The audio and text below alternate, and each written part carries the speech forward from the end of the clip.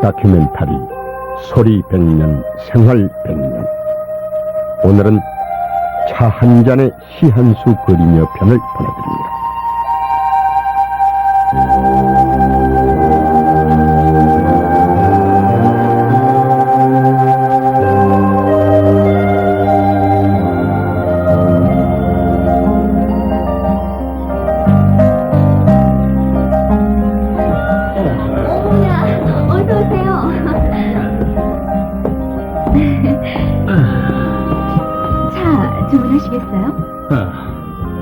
난 녹차 한 잔이 생각나는데 이 다방에서도 녹차 팔던가? 아유, 그럼요, 선생님.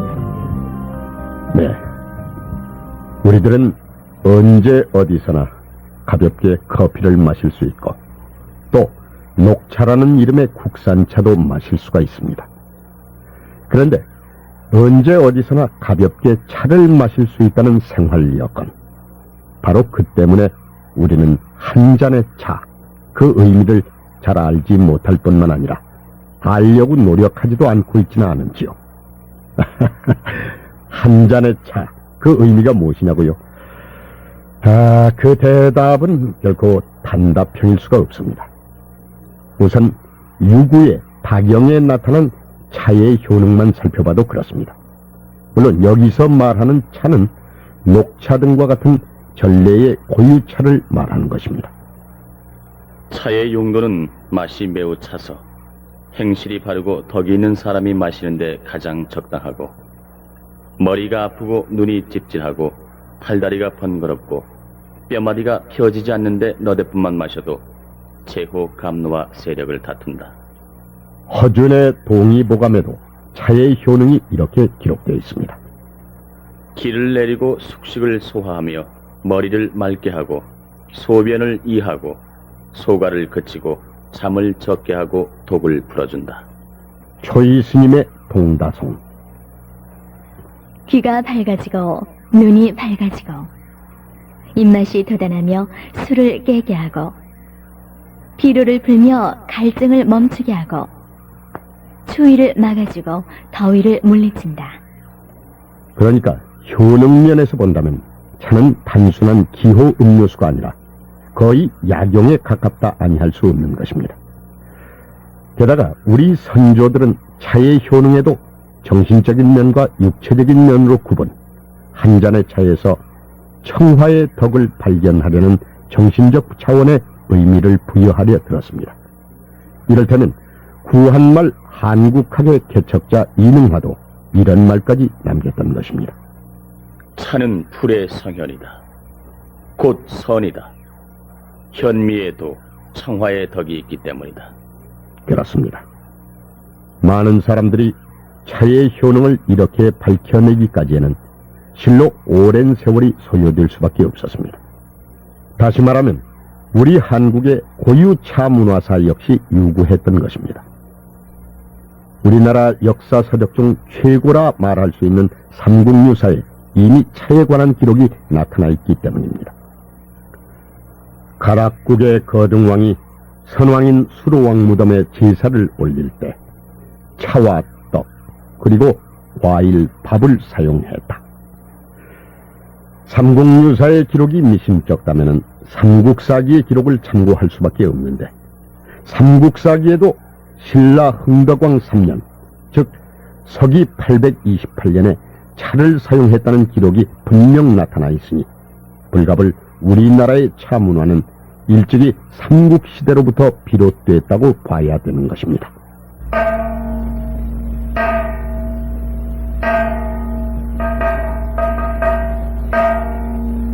아금일신중 전야외불전 일일무술에 엄바람일 귀해불 귀해법 귀해성 귀해불랑적전 귀해범지역전 귀해승 중중전 지신국명냉 시방법계 대망차렘 부진해 상주일체 불타야중 지생공명내 지방복계 대망차례 무진해 상주 일체 닮아야주 지생공명내 지방복계 대망차례 무진해 상주 일체 승가야주 성삼업지는 옴 사바바 수다 살바 달마 사바바 수도함 아석도도 제하고 개유무지 탐진치 정신구의 지소생 방금 우리는 1930년대 중반에 출版된 송경 불전 예식을 감상해 보았습니다. 느닷없이 웬 송경이냐고 의아해 하실는지도 모르겠습니다만 여기에 그 까닭이 있습니다. 원래 차는 불교 의식용으로 등장했기 때문입니다. 따라서 우리나라의 차 문화는 불교를 따라 인도에서 전래됐다는 설도 있고 중국에서 전래됐다는 설도 남아있는 것입니다. 전래 과정이 그러다 보니 우리나라의 차 문화는 오래도록 전국의 각 사찰과 궁중의 전유물로 은밀히 전해질 수밖에 없었습니다. 누가 길에 나가 위가 있는 스님 한 분을 데려올 수 있겠느냐? 신라 경덕왕이 중양절인 음력 9월 9일에 귀정문 누상에 올라 좌우를 향해 이런 분부를 내렸습니다.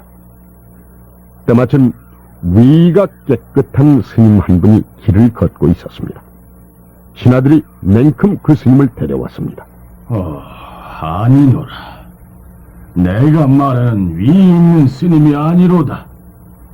다시 스님 한 분이 누더기 옷을 입고 앵통을 짊어지고 남쪽에서 걸어오고 있었습니다. 그 스님의 앵통 속에는 차 도구가 담겨져 있었습니다. 신하들이 그 스님을 모셨습니다. 그대는 누구시오? 소승의 이름은 충담이옵니다. 어디서 오는 길이시오? 네, 소승은 매양 중3일과 중9일에 차를 다려서 남산 사마령에 미륵세조님께 올리는데 오늘도 공양을 올리고 돌아가는 길이옵니다. 그렇다면은 나에게도 그 차 한 잔 달아줄 수 없겠소? 다려드리겠사옵니다. 충담 스님이 차를 다렸습니다. 차 맛이 이상하고 잔 속에서 이상한 향기가 풍겨나고 있었습니다. 그것은 말차였습니다. 그간 내가 들어둔 바가 있어 묻겠소. 스님이 기파랑을 찬미한 사내가를 읊었다는데 그 뜻이 매우 높다 하니 과연 그러하오? 무슨 분부를 내리고자 함인지요? 나를 위해서 안민가 한 수를 지어주시오. 알겠사옵니다. 이렇게 해서 삼국유사 속에 그 유명한 안민가가 태어납니다. 임금은 아비요, 신은 사랑스런 어미시라. 백성을 즐거운 아해로 여기시니 백성이 은혜를 알지로다. 구물구물 사는 생물들 이를 먹여 다스리니 이 땅을 버리고 어디로 갈 소냐. 나라를 지닐 줄 알리로다. 좀 더 쉽게 안민가의 뜻풀이를 해보면 이렇습니다. 임금은 임금답게, 신하는 신하답게, 백성은 백성답게 살아가노라면 나라는 자연 태평하리니. 그대 충담은 내 곁에 머물러 주시오. 소승은 소승답게 살고 싶사옵니다. 호호, 내 덕이 부족한지고. 이 밖에도 신라시대의 기록물 곳곳에는 차와 관련된 일화들이 널리 산재해 있습니다. 그도 그럴 수밖에 없는 것이 신라의 문화는 곧 불교 문화라 말할 수 있으니까요. 같은 맥락에서 더듬어 보면 고려시대 또한 그러했습니다. 고려조의 국가적인 대행사인 팔관회가 바로 불교의식이었기 때문입니다. 고려사의 예부를 참고해보면 98가지의 의식 가운데 차를 사용해야 할 의식이 무려 11가지나 됐습니다. 경영전에서는 선왕을 위하여 다례를 행했으며 왕자를 책봉할 때, 왕자가 탄생했을 때, 공주가 탄생했을 때, 공주가 시집갈 때, 고관 회의할 때, 대관전에서 군신이 회의할 때, 북조에서 사신이 왔을 때, 신하가 유명을 달리했을 때, 가명할 때 등에 널리 차를 이용하였다. 그럼 여기서 잠시 우리 전통차의 도입 유래에 대해 한국차문화연구소 정영선 소장으로부터 들어보겠습니다. 우리나라는 차를 마시기 시작한 것이요, 삼국사기에 보면 선덕왕 때부터 차가 있었다고 그렇게 이야기하고 있습니다. 그리고 또한 그 가야의 종려 제사 때 차를 올렸다고 합니다. 말하자면 오늘날 그 명절 제사 때 제사를 차례라고 하듯이 그 시대에, 즉 7세기 이전에도 차를 제사에 올림으로써 그 차례의 그 본래적인 모습을 볼 수가 있습니다. 그래서 적어도 7세기에는 차를 의례로서도 마셨고, 또 기호음료로서, 약용이 아닌 기호음료로서 차를 마셨다고 볼 수 있습니다. 그리고 역사적으로 보면은 고려시대는 차의 전성기였어요. 조선시대까지 우리 차문화는 끊이지 않고 대단히 생활의 바닥에 깔려 있었는데요. 왕실에서 뿐만 아니라 선비들, 일반 백성들도 차를 즐겨 마셨습니다. 특히 그 삼국시대에는 화랑들이 수련할 때 차를 끓여서 마시면서 수련했다는 여러 가지 기록들을 볼 수가 있습니다. 그리고 절에서 어떤 미륵 부처께 차를 올리고 공양한 그런 내용들은 흔히 볼 수 있습니다. 불교와 더불어 차 문화가 고려시대는 아주 번성했는데요.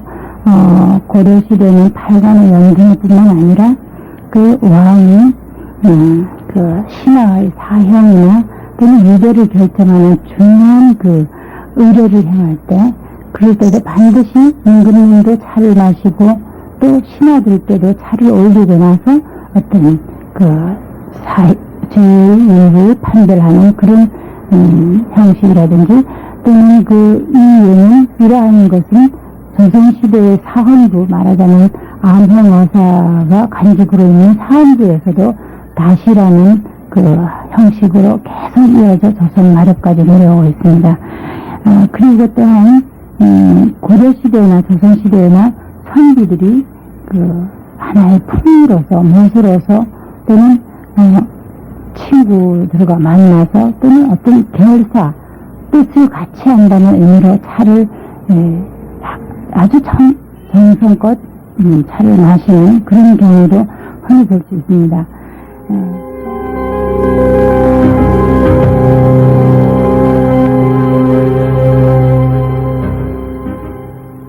만약 신라나 고려의 문화를 불교 문화 또는 차의 문화라 한다면 조선조의 문화는 유교 문화 또는 술의 문화였습니다. 조선조 초기의 억불 정책은 불교를 역사 저 뒤편으로 밀쳐낸 셈이 됐으니 이른바 차문화 또한 소외 사각지대로 밀려날 수밖에 없었습니다. 그러나 이미 토착화된 불교가 소멸되지 않았듯 그 가치가 널리 인정된 차문화 역시 결코 소멸될 수는 없었습니다. 술을 마시는 민족은 망하고 차를 마시는 민족은 흥한다. 이 말은 조선조 정조 때의 대학자 정약용의 말로서 그는 스스로 호를 타산이라 지으리만큼 차를 아끼던 다인이었습니다. 맹장 이순신도 차를 아꼈다는 기록이 있고 명필 추사 김정희도 차에 많은 관심을 보였습니다. 아니, 팔관회 연등회니 하는 등의 범국가적인 불교 행사는 자취를 감추었다 해도 달해란 습속은 생활 깊숙이 파고들고 있었던 것입니다. 그래서 조선조의 궁중에는 달해를 주관하는 다방이 있었습니다. 다방이란 군사를 이조에 소속시켜 이원에게 별감, 행수, 부목 등의 직책으로 나누었고 총 8품의 벼슬을 주었으며 별감은 좌우 번참이라 하여 3개월에 한 번씩 자리를 바꾸기도 하였다. 다방에 근무하는 이를 다모, 남다모라 하였다. 다방 소속이 아닌 일반 관사에서 차, 술 등을 취급하는 잡노동자를 용인이라 불렀다. 가래에도 헌답법이 있었으나 어느새 차를 대신해서 술을 사용하기 시작했습니다.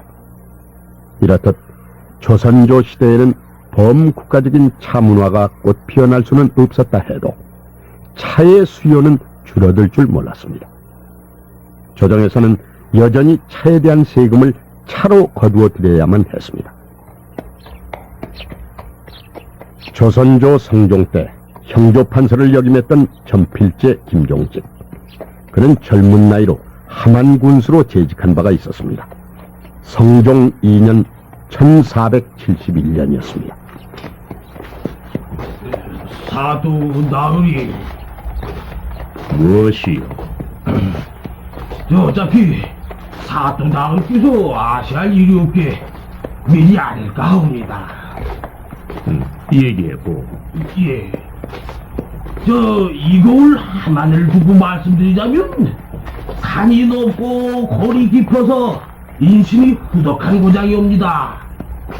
그런데 그래서 이거울로 벼슬살이를 오시는 분들은 처음에는 서글퍼서 울고 떠날 때는 미련을 버리지 못해 운다고 했습니다. 그런데 이거울 백성들로부터 길이 공덕을 징송받자면은 꼭 한 가지 해결해야 할 과제가 있사옵니다. 그게 무엇이요? 예, 그것이 무엇이고 하니 어떤 연주를 어떻게 이용하든 이거울 함안에서 조정에다 바쳐야 하는 자세를 면제받아야 하는 일이옵니다. 조정에다 바치는 차세라. 이보 이방, 조정에다 바칠 차세를 면제받기란 불가한 일이 아니오. 내가 알기로 조정에서 사용하는 차 분량도 상당한 데다가 명나라 사신들이 건너오면은 그들에게 대접할 차 분량도 많아서. 그렇지만 나으리, 이거울 함안에는 차가 생산되지 않는 곳입니다. 아니, 차가 생산되지 않는다면 그럼 지금까지는 어떻게 차세를 물었단 말이오? 예. 그 차세를 물어야 할 때가 되면은 이골 백성들은 해마다 쌀가마니를 지고 전라도로 넘어가서 차를 구입해오곤 했사옵니다. 쌀가마니를 지고 가서 차를 구입했다? 항상 쌀 한 마리에 차 한 오면 싸웁니다. 호호, 그거 참 괴이한 일이군. 차가 생산되지도 않는 고을에서 차를 세금으로 물어야 하다니. 까마득한 옛날에는 이골에서도 차가 생산됐다는 소문이 없진 않았지만. 잘 알겠소. 때마침 차가 생산되는 고을의 군수로 내 친구가 부임해 있으니 그에게 부탁을 해보겠소. 이후 김종직은 많은 책을 읽으면서 차에 대한 공부를 계속해 나갔습니다. 그러면 그렇지. 지리산에 차나무를 심었다는 기록이 여기 있구먼. 김종직은 삼국사기를 읽다가 신라시대 때 당나라로부터 가져온 차 종자를 지리산에 심었다는 기록을 발견하기에 이르렀던 것입니다. 부르셨습니까, 나으리? 이방이 나서서 이 고을에서 제일 나이가 많고 기억력이 뛰어난 노인분들을 찾아가 보도록 하시오. 그분들을 찾아가서 그분들을 찾아가서 이 고을 어디에 차나무가 있었느냐고 수소문을 해보도록 하시오. 나으리, 이 거울에 차나무가 있다는 소문은 아직 들어본 적이 없사옵니다. 아니요. 이 고을 어디인가 분명 차나무가 있을 것이오. 또 우린 그걸 꼭 찾아내야만 하고, 그래야 이 고을 백성들이 차세라는 중압감에서 해방될 수가 있지 않겠소. 아니나 다를까 어렵게 수소문해본 결과 엄천사 북쪽의 대나무밭 속에 차나무가 자라고 있었습니다. 김종직은 기쁜 마음으로 그곳을 차원으로 만들었고, 그 뒤 4, 5년이 지나면서 차세는 자체 생산도 해결할 수가 있었습니다.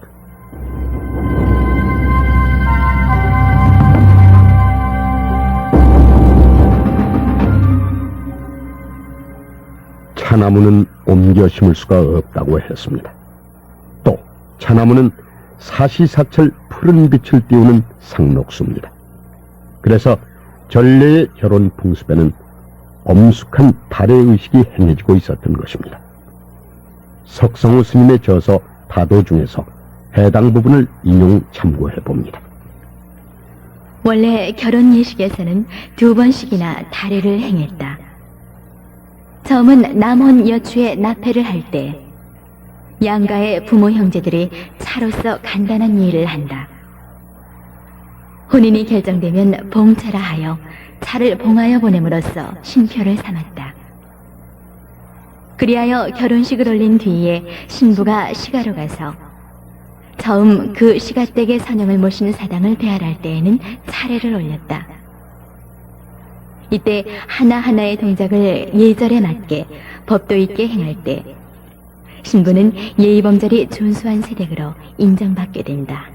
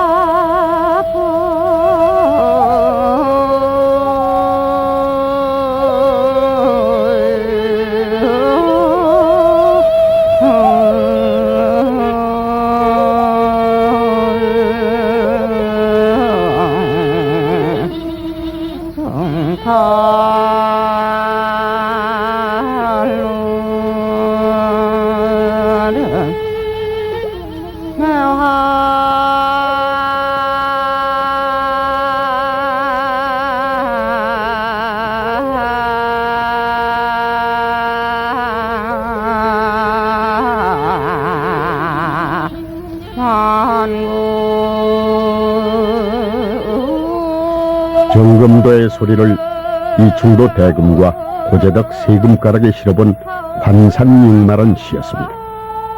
네, 유린의 옛 선비들이 차를 생각하는 마음이란 곧 시를 생각하는 마음, 그것이었습니다. 어쨌거나 우리네 선조들은 결코 함부로 차를 마시려 들지도 않았습니다. 다소란 저서에 보면 차를 마시기 적당한 때와 차를 마셔서는 안 될 때까지 명기해 두었을 정도입니다.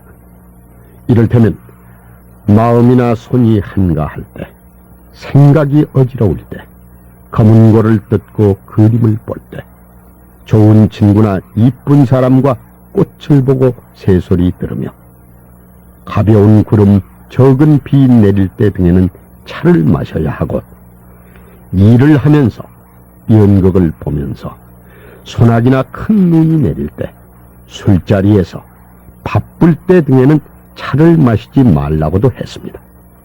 그리고 차를 마시는 방법도 거의 일정했던 것입니다.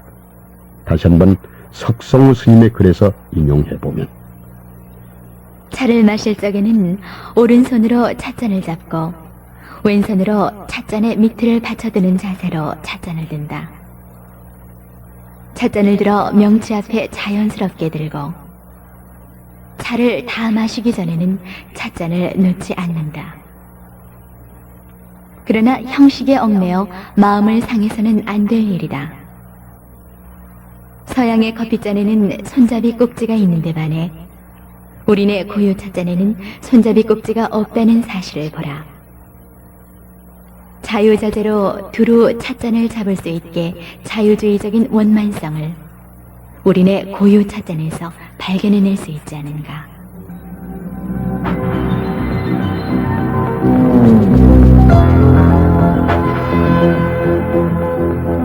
이른바 한민족 고유의 문화적 전통과 가치관이 조선조 말의 개화기 때에 그 빛을 두루 잃어버렸던 우리네 고유의 차 문화도 개화기 때의 서양차 커피로 말미암아 그 향기를 잃기 시작했습니다. 그나마 궁중과 절에서 가까스로 명맥만 유지해왔던 고유차 문화가 바로 이 맛이로다. 그간 내가 찾고 있던 맛과 향기가 바로 이것이로다. 얼마간 과장된 표현이 되겠지만 놀랍게도 고종 황제야말로 우리나라 최초의 커피 중독자나 다를 바가 없었습니다. 러시아 공사 웨베르는 황실의 어용 커피 진상자로서 고종 황제의 환심을 듬뿍 사고 있었던 것입니다. 심지어 아관 파천 때에는 궁중 달에마저도 커피로 대용했으며 그 이후의 달에는 아예 커피가 되고 말 정도였습니다.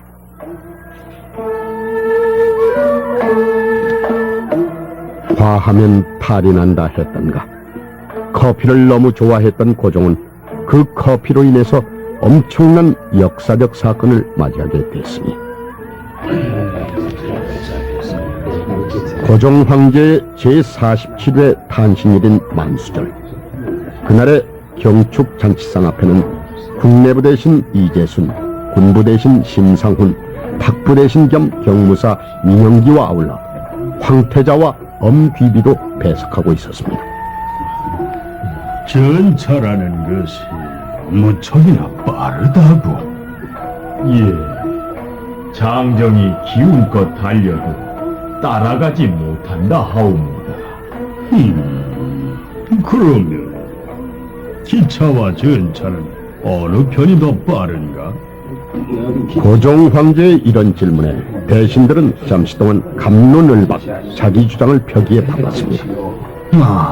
그 문제는 차차 알아보기로 하고, 주임이 경들에게 꼭 한 가지 물어볼 말이 있어. 다름이 아니고 도대체 전기라는 것이 무슨 이치로 어디서 힘이 생기는 거요?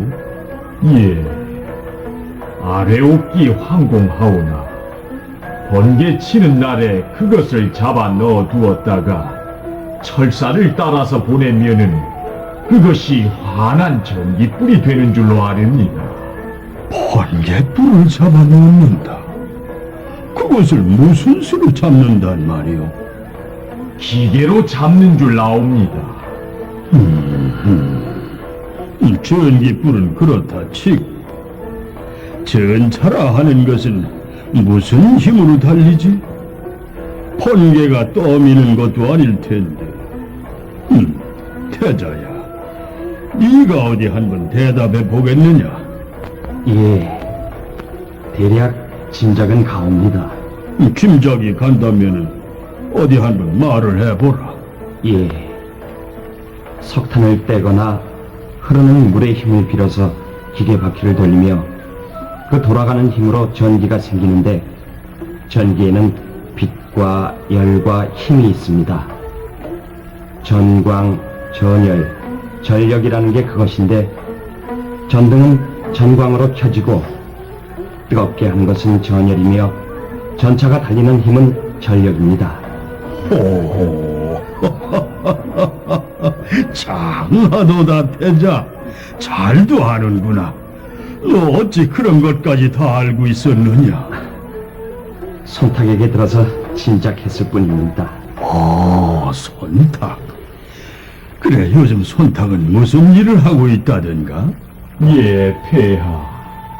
소신이 알기로 손탁은 지금 호텔을 운영하고 있사옵니다. 고종 황제는 러시아 공사관에서 1년가량이나 손탁이 달에다 대령하는 커피를 마신 적이 있었습니다. 그 호텔에서는 커피차도 팔고 있을 터이지? 그런 줄로 아옵니다, 폐하. 그러니까 지금의 이화여고 강당터에 2층 벽돌집으로 세워졌던 손탁 호텔, 그 커피숍이 우리나라 최초의 커피숍이 됐던 것입니다. 그 사람 손탁을 생각하니 커피 생각이 나는구려. 오늘 밤 짐이 경들에게 귀한 커피차를 대접하겠소. 성은이 망극하옵니다. 당시의 커피는 끓이는 것이 아니라 모당이라 하는 각설탕 속에 커피 가루가 들어있는 인스턴트 식품이었습니다. 단 것으로는 꿀, 엿, 조청 같은 것이 있었지만 입안에 넣으면 혀끝에서 사르르 녹는 하얀 가루 뭉치, 곧 모래알 같아서 사탕이요, 흰눈 비슷해서 설탕이라 했는데 그 속에 커피가루가 들어있었으니 당시로선 그 맛에 반하지 않을 사람이 없었습니다. 태자야, 너도 커피차를 즐기지? 예, 차중에서는 일미인가 합니다. 여봐라, 여기 커피차를 올려라. 이윽고 티파티가 벌어지고 있었습니다.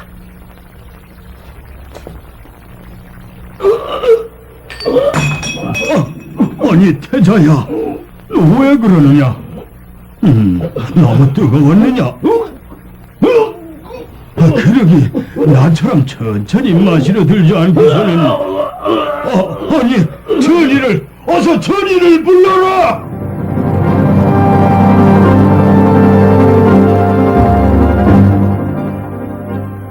훗날 고종 황제 진독 사건으로 불리워진 이 엄청난 사건, 음모자는 친노파 김홍록이었습니다.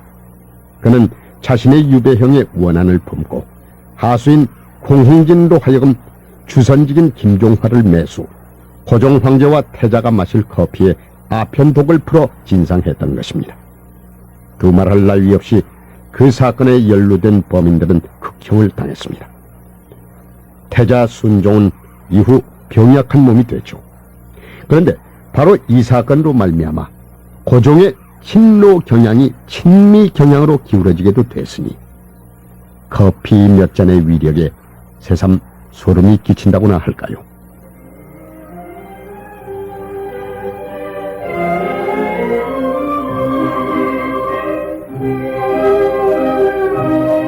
서울 시내에 일반 다방이 생겨난 때는 1920년대 후반이었습니다. 그러나 말이 일반 다방이지 실은즉 그곳은 해외 유학을 마친 신문화인들의 사랑방과도 같은 곳이었습니다. 다시 말하자면 일본 유학 등을 마치면서 커피 맛을 알게 된 당시의 지성인들만이 그곳을 이용하려 들었던 것입니다. 예를 들면 영화배우로서 생애를 마쳤던 복혜숙이 인사동 조선극장에서 관운동으로 가는 골목길에서 장장 8년 동안 비너스 다방을 경영했는데 그 다방의 단골 손님들 면면을 살펴봐도 그러했습니다. 영화평론가 이영일의 글에서 해당 부분을 인용해 봅니다. 승동교회 근처의 비너스 다방. 복혜숙은 처음 1년쯤은 마담으로 고용돼 있다가 뒤에는 그것을 직접 경영하게 됐다.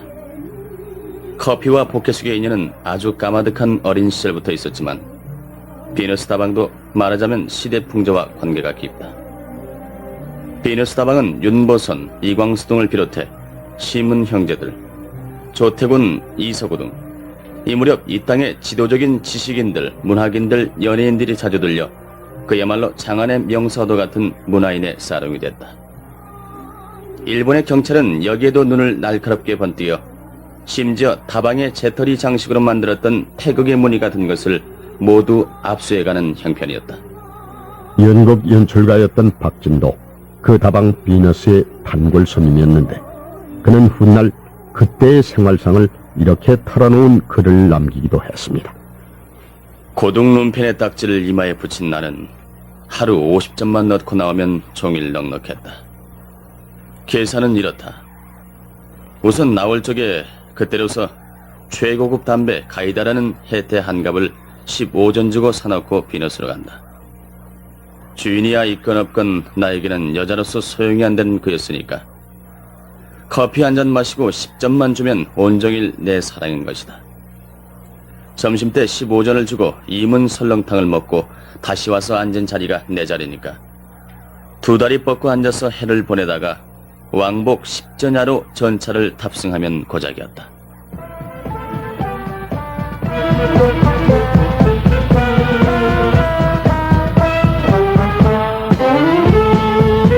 제1 해방과 6.25 전쟁, 그리고 제1, 제2, 제3공화국을 거치는 동안 우리네 고유차 문화는 소멸의 위기를 맞이하고 말았습니다. 특히 6.25 전쟁통에 밀려온 서양의 커피 공세가 많은 한국인 입맛을 변질시켜버렸던 것입니다.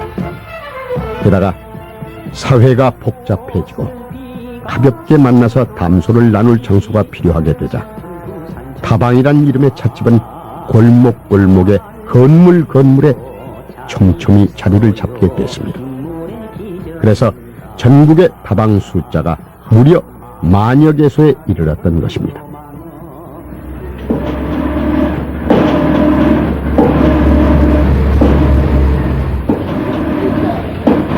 이른바 1970년대의 고도 경제성장 우선 정책, 그 결과로 우리 민족은 사상 최초로 절대 빈곤에서 해방될 수가 있었습니다.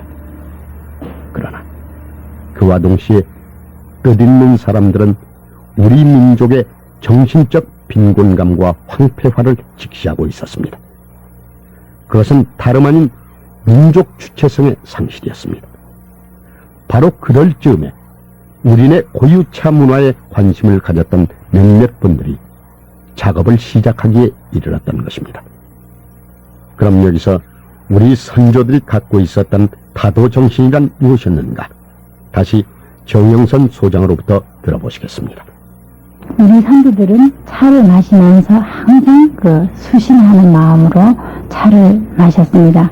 정성 들여서 샘물을 손수 길어서 또 물과 불의 조화를 잘 맞춰서 또 차를 끓여서 마시면서 차 한 잔을 마시면 바로 내 자신을 닦는 일이라고 했습니다. 그리고 차를 마시면 어떤 편견이 없어지고 말하자면 어떤 삿된 사무사, 즉 삿된 생각이나 마음이 없어져서 항상 바른 생각을 하게 되고 어떤 예술의 경지에 이르고 도의 경지에 이른다고 했습니다. 그래서 명선이라고 해서 추사 김정희 선생께서 쓰신 글을 보면 차를 마시는 일은 바로 선을 하는 경지다, 또 어떤 도의 경지다 하고 읊었습니다. 그래서 다도정신이라고 이야기한다면은 생각에 삿됨이 없게 한다 하는 이야기가 중요한 내용이 되겠습니다. 차는 왜 그러면 생각에 삿됨이 없게 한다고 할 수 있냐면, 차를 다루는 일에 소홀히 한다거나 정성이 들어가지 않다든지 또는 어떤 나쁜 냄새나 또는 엉뚱한 생각을 하다 보면 차 맛이 흐려져서 똑같은 차와 물을 가지고도 맛이 없게 됩니다. 그래서 차는 사람으로 하여금 정성을 요하게 됩니다. 특히 좋은 차는 그 맛이 민감하기 때문에 좋은 차일수록 더 정성을 다하게 되죠. 그래서 차는 우리에게 가르침을 준다고 옛 선비들이나 또 오늘날 차를 마시는 사람들은 이야기합니다.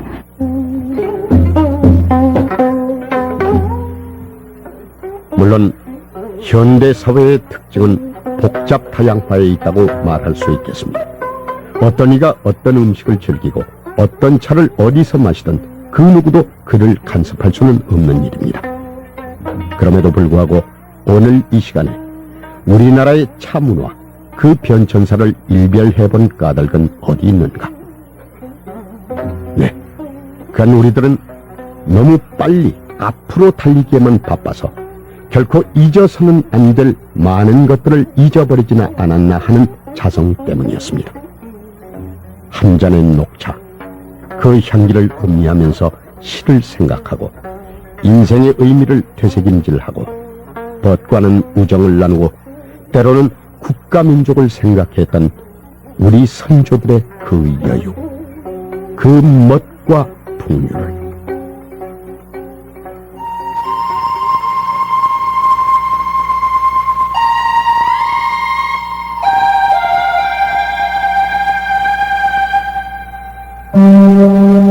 다큐멘터리 소리 100년 생활 100년 차 한 잔에 시 한 수 그리며 지금까지 출연 이강식, 김부영, 김수중, 서광재, 홍성은, 김일, 김소형, 임남, 해설 조명남, 음악 박복규, 효과 차재환, 박광훈, 기술 정동화, 구성 김영무, 연출 이상현이었습니다.